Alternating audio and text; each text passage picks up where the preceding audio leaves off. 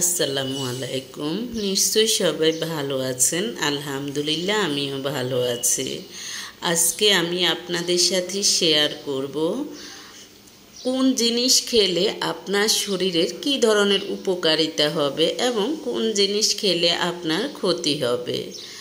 হ্যাঁ, প্রথমেই বলবো গরুর দুধের কথা। গরুর দুধ কিন্তু সব মানুষের জন্য খুব উপকার। একদম বাচ্চাদের 1 বছর বয়সের পর থেকে একদম যে কোনো মানুষের মৃত্যু পর্যন্ত গরুর দুধের কিন্তু উপকারিতা বলে শেষ করা যাবে না।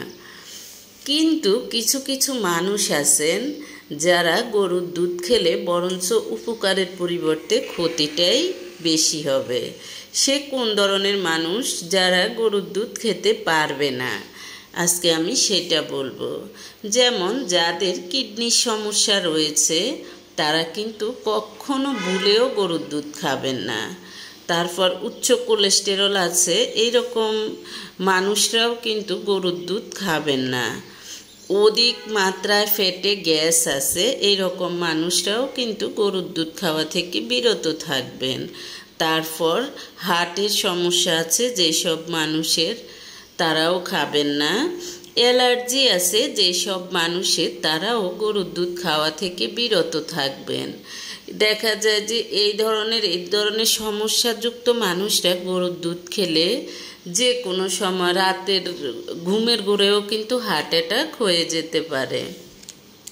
তাই এই ধরনের সমস্যাযুক্ত মানুষরা গরুর দুধ খাবেন না। হার্ট অ্যাটাক ছাড়াও দেখা যায় যে মারাত্মক ধরনের অনেক সময় দিনে হলে তো অন্তত সমস্যা দেখলে হসপিটালে নেওয়া যায়, রাতে ঘুমের ঘোরে হলে কিন্তু হসপিটালে নেওয়ারও সময় থাকে না। তখন ঘুমের ঘোরেই দেখা যায় যে শ্বাস প্রশ্বাস বন্ধ হয়ে মারা যায়।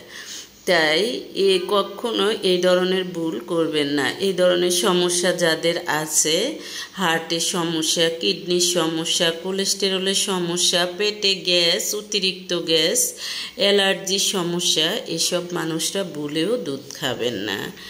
তারপর আপনি যদি সুস্থভাবে বাঁচতে চান, আপনি কোন জিনিসগুলো খেলে আপনার ভালো হবে, উপকার হবে। যেমন সজিনা পাতার রস খেলে ডায়াবেটিস কন্ট্রোল হবে। তারপর অনেকে দেখা যায় যে পিরিয়ডের সমস্যা থাকে, সেটা কিন্তু সমাধান হবে।